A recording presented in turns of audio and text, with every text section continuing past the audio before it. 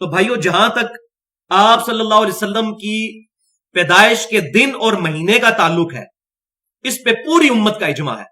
اہل سنت کے علمانے والے تینوں گروہ، بریلوی، دیوبندی اور اہل حدیث اور اہل تشیع، اس پر متفق ہے کہ نبی صلی اللہ علیہ وآلہ وسلم کی پیدائش کا دن سوموار ہے، اور سینکڑوں احادیث اس پر گواہ ہیں، وہ انشاءاللہ درس کے دوران آتی چلی جائیں گی. پیدائش کا دن سوموار ہے اور پیدائش کا مہینہ ربیع الاول ہے، اس پہ تو کوئی اختلاف نہیں. اب رہا مسئلہ ڈیٹ کا کہ وہ تاریخ کون سی تھی ربیع الاول کی، تو اس پر اختلاف امت کے اندر آیا، اور وہ اختلاف آیا تاریخ کی کتابوں کی وجہ سے. ادروائز جو حدیث کی کتابیں ہیں اس ٹاپک کے اوپر، ان کتابوں کے اندر جو صحیح سند کے ساتھ چیز موجود ہے اس میں کوئی امبیگوٹی نہیں ہے. لیکن اگین وہی بات ہے کہ یہ چیز بھی پھر فرقہ واریت کی نظر ہوئی، جس کی وجہ سے یہ تمام معاملے الجھ گئے. اللہ تعالیٰ کی کروڑوں رحمتیں ہوں ہمارے محدثین رحمہم اللہ پر، انہوں نے نبی صلی اللہ علیہ وسلم سے ریلیٹڈ ٹائنیس ڈیٹیل تک چیزیں جمع فرمائی، اور خصوصاً آپ صلی اللہ علیہ وسلم کی پرسنالٹی کے بارے میں جتنی حدیث کی کتابیں لکھی گئی ہیں، ان میں سب سے مشہور کتاب جس کو سب سے زیادہ شہرت حاصل ہوئی وہ ہے دلائل النبوہ، جو 5ویں صدی ہجری کے اندر ایک بہت بڑے محدث گزرے ہیں، جو اہل سنت میں متفقن علیہ ثقہ جو ہیں محدث ہیں، امام حافظ ابو بکر احمد بن حسین البہیکی رحمت اللہ علیہ، المتوفا 458 ہجری.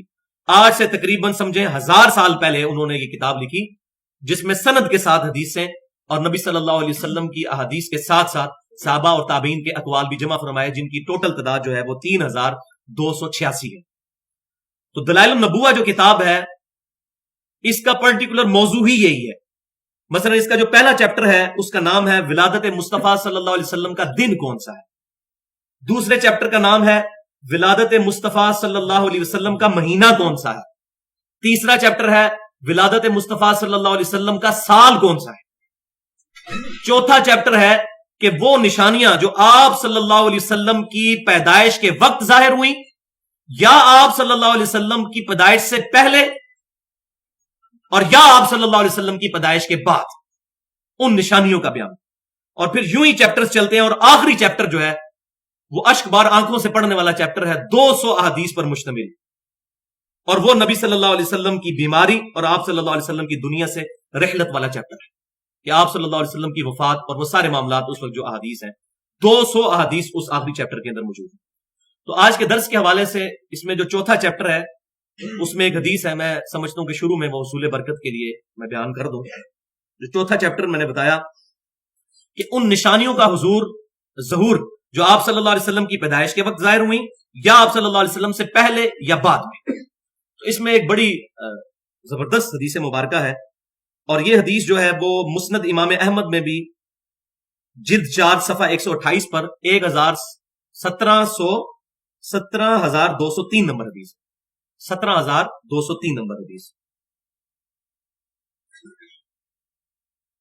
اور یہ حدیث جو ہے ترمذی میں بھی موجود ہے، اس کا کچھ حصہ کتاب الفضائل چیپٹر کے اندر 3609 نمبر حدیث جو میں بیان کرنے لگا ہوں. دلائل النبوہ میں تو ہے ہی ہے، مسند امام احمد اور ترمذی میں بھی موجود ہے. اور اس حدیث کو محدث اعظم سعودی عرب شیخ ناصر الدین البانی صاحب بھی صحیح کہتے ہیں، اور شیخ زبیر علی زئی صاحب بھی صحیح کہتے ہیں. مشکات المصابیح کے اندر بھی یہ موجود ہے، اس کی تحقیق کے دوران انہوں نے اس پر صحت کا حکم لگایا. ارباز بن ساریہ رضی اللہ تعالیٰ عنہ کہتے ہیں، یہ مشہور صحابی ہیں، یہ وہی صحابی ہیں جن سے وہ مشہور زمانہ حدیث ہے علیکم بسنتی وسنت الخلفاء الراشدین المہدیین. یہ وہ صحابی ہیں. وہ روایت کرتے ہیں کہ آپ صلی اللہ علیہ وسلم نے فرمایا، میں اللہ کے حضور اس وقت بھی خاتم النبیین لکھا ہوا تھا جب آدم علیہ السلام ابھی روح اور مٹی کے درمیان تھے، یعنی ابھی ان کی پیدائش نہیں ہوئی تھی، میں اس وقت بھی اللہ کے حضور خاتم النبیین لکھا ہوا تھا. اور میں تمہیں اپنے بارے میں بتاتا ہوں، میں ابراہیم علیہ السلام کی دعا ہوں، میں عیسیٰ علیہ السلام کی بشارت ہوں، میں اپنی والدہ کا وہ خواب ہوں جو انہوں نے میری پیدائش سے پہلے دیکھا کہ ان کے جسم سے ایک نور نکلا اور اس نور کی وجہ سے شام کے محلات روشن ہو گئے. اور یہ آپ صلی اللہ علیہ وسلم کا نور ہدایت جو کہ بالآخر شام میں بھی جو کفر اور شرک کی گھٹائیں چھائی ہوئی تھی اس کو دور کر دیا. تو یہاں نور سے مراد نور ہدایت ہے. یہ ہمارا اپنا ذاتی خیال نہیں ہے، یہ ہمارے سلف کا منہج ہے. اور وہ کیسے؟ نور ہدایت ہونے پر تو پوری امت کا اجماع ہے. اہل سنت کہلوانے والے تینوں گروہ، بریلوی، دیوبندی اور اہل حدیث اور اہل تشیع بھی اس پر متفق ہے کہ قرآن پاک کی جو شروع میں تفاسیر لکھی گئیں ان میں ٹاپ آف دا لسٹ جو تفسیر ہے وہ تفسیر ہے ابن جریر رحمت اللہ علیہ کی تفسیر تبری، المتوفا 310 ہجری، یعنی یہ پہلے 300 سال کے اسلاف میں آتے ہیں. تو انہوں نے جو آیت ہے سورۃ المائدہ کی آیت نمبر 15، بسم اللہ الرحمن الرحیم، قد جاءکم من اللہ نور و کتاب مبین، تحقیق تمہارے پاس اللہ تعالیٰ کی طرف سے آ گیا ایک نور اور ایک روشن کتاب. اس کی تفسیر میں امام تبری رحمت اللہ علیہ نے لکھا ہے کہ اس نور سے مراد امام کائنات سید الاولین والآخرین شفیع المذنبین رحمت للعالمین سیدنا و مولانا امام اعظم محمد رسول اللہ صلی اللہ علیہ وسلم کا نور ہدایت ہے. نور ہدایت جس سے شرک کی گھٹائیں چھٹ گئی. تو نور ہدایت والا مسئلہ جو ہے اس پر ہے اتفاق. باقی پوری امت کا اتفاق ہے، اہل سنت کے تینوں گروہ، بریلوی، دیوبندی، اہل حدیث اور اہل تشیع، کہ نبی صلی اللہ علیہ وسلم مخلوق ہونے میں بشر تھے. صفت بشریت میں ہم آپ صلی اللہ علیہ وسلم کی طرح ہیں، لیکن کمالات بشریت میں کسی شخص کو اس پوری کائنات میں آپ صلی اللہ علیہ وسلم کے ساتھ کوئی نسبت ہی نہیں ہے. اگر میں فی البدی صرف صحیح بخاری اور صحیح مسلم سے احادیث بیان کرنی شروع کروں جو مجھے زبانی یاد ہے، پوری رات گزر جائے گی صرف بخاری اور مسلم سے، آپ صلی اللہ علیہ وسلم کے مبارک ہاتھوں کے بارے میں، آپ صلی اللہ علیہ وسلم کی مبارک آنکھوں کے بارے میں، آپ صلی اللہ علیہ وسلم کے مبارک لعاب دہن کے بارے میں، آپ صلی اللہ علیہ وسلم کے پسینہ مبارک کے بارے میں، آپ صلی اللہ علیہ وسلم کے کرتا مبارک کے بارے میں، آپ صلی اللہ علیہ وسلم کے ایک ایک عضو کے بارے میں جو اس سے معجزات ظاہر ہوئے، انسان کی عقل دنگ رہ جاتی ہے. بخاری اور مسلم میں درجنوں حدیثیں موجود. تو کمالات کے اعتبار سے نہیں بات ہو رہی، کمالات میں وہ افضل البشر ہے، بلکہ بشریت کو ناز ہے ان پر الحمدللہ.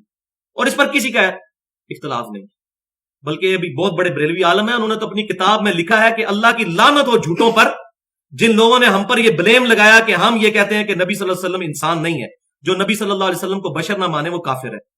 یہ متفقہ مسئلہ ہے، لیکن مسئلہ وہی ہے کہ یہ ساری چیزیں فرقہ واریت کی نظر ہوئی ہیں جس کا خمیازہ ہمیں آج بھگتنا پڑ رہا ہے. فرقوں سے باہر نکلیں گے تو اسلام بچے گا، ورنہ اسلام جمع فرقہ برابر ہے زیرو.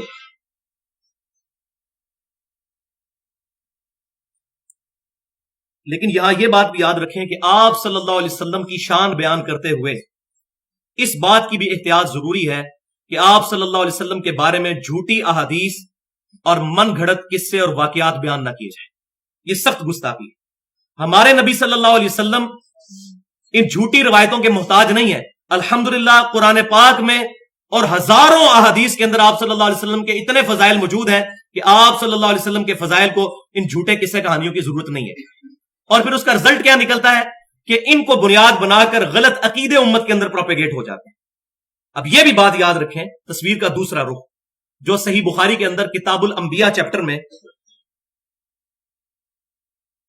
3445 نمبر حدیث ہے کہ امام کائنات صلی اللہ علیہ وآلہ وسلم نے فرمایا، دیکھنا میری شان کو اس طرح مت بڑھا دینا جس طرح نصارہ یعنی عیسائیوں نے اپنے نبی کی شان کو بلند کر دیا تھا.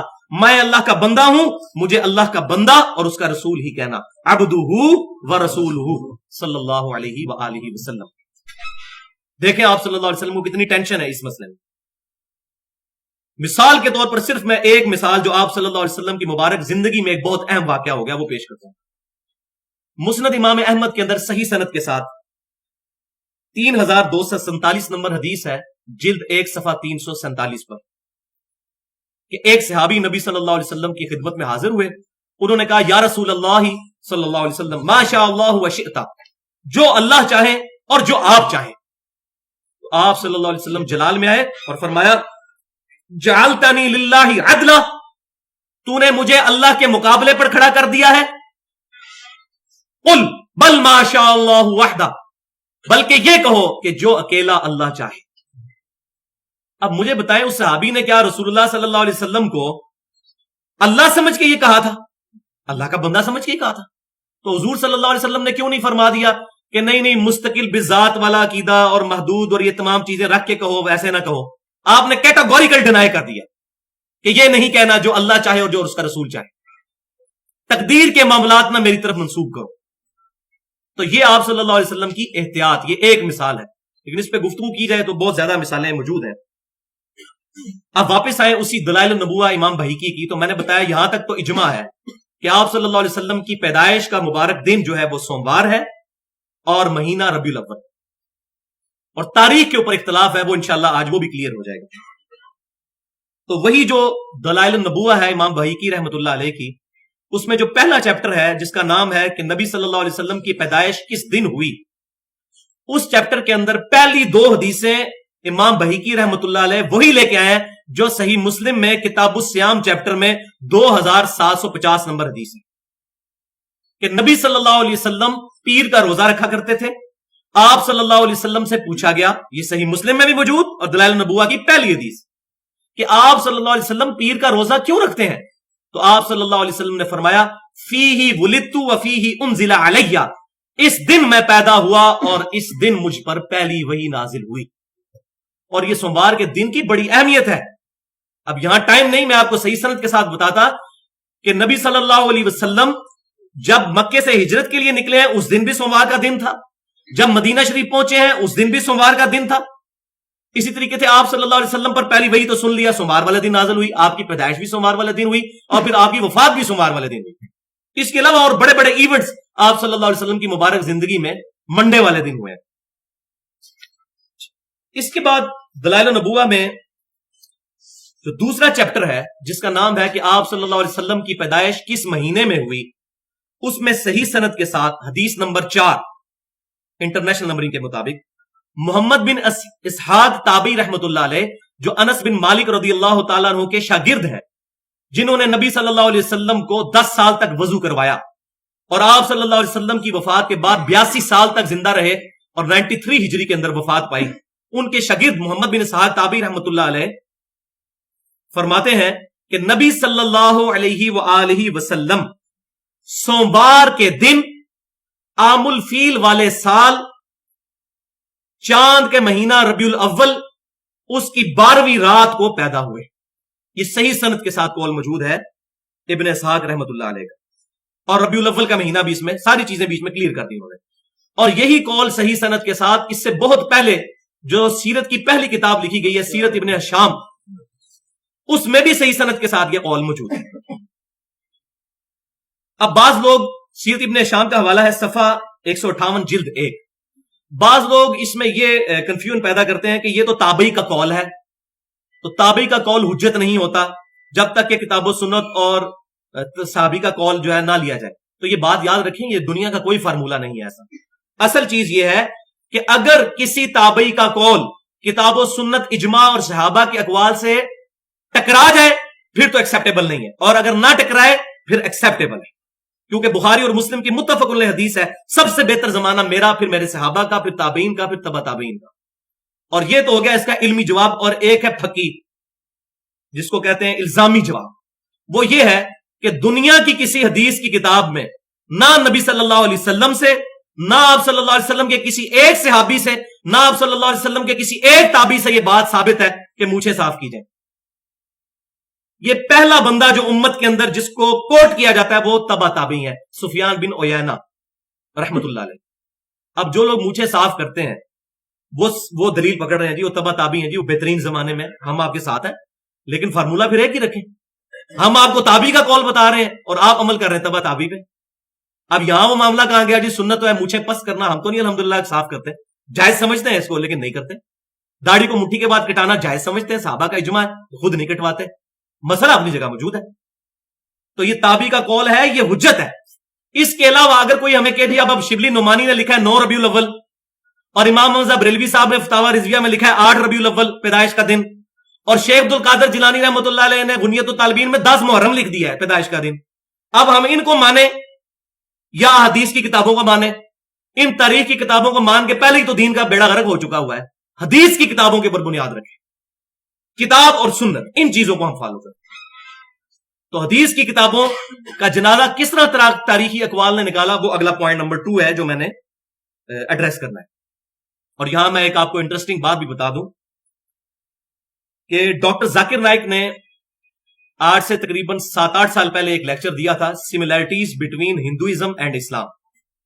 ہندوؤں میں، ان کے ریلیجن میں اور اسلام میں جو سملیرٹیز ہیں، یکسانیت والی چیزیں ہیں، وہ اس نے پوائنٹ آؤٹ کی تھی. ان میں سے ایک حیران کن چیز جو ہندوؤں کی ایک معتبر کتاب جو ہے جس کو وہ کہتے ہیں کلکی پرانا، اس کے اندر جو چیپٹر نمبر 2 ہے اس کی آیت نمبر 4 سے لے کر آیت نمبر 15 تک. اب یہ جو چیزیں ہیں، یہ میرے استاد ڈاکٹر اسرار صاحب، اللہ تعالیٰ ان کی غلطیاں معاف کرے، ان کو نیک کاموں کا اجر عطا فرمائے، انہوں نے کافی حد تک اس پہ بڑی بحث کی تھی کہ یہ صحف ابراہیم کی بگڑی ہوئی شکلیں ہیں جو ہندوؤں کے پاس کتابیں، the last tribe of Israel, جو اسرائیل کے قبیلے گم گئے تھے ان میں سے ایک. اسی لیے آپ دیکھیں یہ برہمن کا لفظ استعمال کرتے ہیں، یہ ابراہیم کی بگڑی ہوئی شکل ہے. اسی طریقے سے یہ اپنے مردے کو جلا دیتے ہیں، جیسا کہ قرآن پاک میں آتا ہے کہ موسیٰ علیہ السلام نے اس بچڑے کو جلا دیا تھا جس کو خدا بنا لیا گیا تھا. تو کافی سملیرٹیز ان کی بنی اسرائیل کے ساتھ ملتی. اور ان کے اپنے پنڈتوں کا بھی یہ کہنا ہے کہ یہ کتابیں 4000 سال پرانی ہیں، یعنی اسلام کے جو آخری دائی ہیں امام کائنات صلی اللہ علیہ وسلم، ان سے بھی تقریباً سمجھے 2500 سال پہلے. تو اس کے اندر بھی نبی صلی اللہ علیہ وسلم کی پیشن گوئیاں موجود ہیں. کل کی پرانا کتاب کا نام اور چیپٹر نمبر 2 اور اس کی ورس نمبر 4 سے لے کر 15 تک. وہ میں آپ کو صرف اس کا خلاصہ بتا دیتا ہوں کہ آخری جو نبی آئیں گے ان کے بارے میں پیشن گوئی لکھی ہے کہ وہ مکے کے سردار کے گھر پیدا ہوں گے. اور ہمیں پتا ہے کہ عبد المطلب جو تھے وہ مکے کے سردار تھے. دوسری اس کتاب کے اندر یہ پیشن گوئی لکھی ہے کہ ان کے والد کا نام عبداللہ ہوگا. سنسکرت کے اندر جو ہے وہ وشنو یاش ہے، لیکن میں اس کی ٹرانسلیشن کر کے بتا رہا ہوں. تیسری پیشن گوئی یہ لکھی ہے کہ ان کے 4 ساتھی ہوں گے جو ان کے مشن کو آگے لے کے چلیں گے. اور ہمیں پتا ہے کہ 4 ساتھی ہیں، سیدنا ابوبکر، عمر، عثمان، علی رضی اللہ عنہم اجمعین. اور پھر اس میں یہ بھی لکھا ہے کہ آپ صلی اللہ علیہ وسلم جو آخری کلکی ہوں گے، آپ صلی اللہ علیہ وسلم کی فرشتے آسمان سے اتر کر بیٹل فیلڈ کے اندر میدان جنگ میں مدد کریں گے. اور وہ ہمیں پتا ہے سورۃ الانفال کے اندر موجود ہے. غزوہ بدر اور احد میں بھی فرشتے آئے. اور پھر اس کا کلائمیکس یہ ہے کہ وہ آخری پیغمبر جو ہے وہ ماندو جو منتھ ہوگا، بہار کا مہینہ، اس کے پہلے ہاف کے 12ویں دن پیدا ہوں گے. پہلے ہاف جو ہوگا اس کا 12واں دن جو ہوگا یعنی 12 ربیع الاول، اس کو پیدا ہوں گے. اب یہ اتنی بڑی جو ہے وہ آپ سمجھیں کہ حسن اتفاق ہے، اس کو حسن اتفاق نہیں کہا جا سکتا، یہ بہت بڑی چیز. تو یہ ہماری کتابوں کے ساتھ بھی چیز میچ کرتی ہے.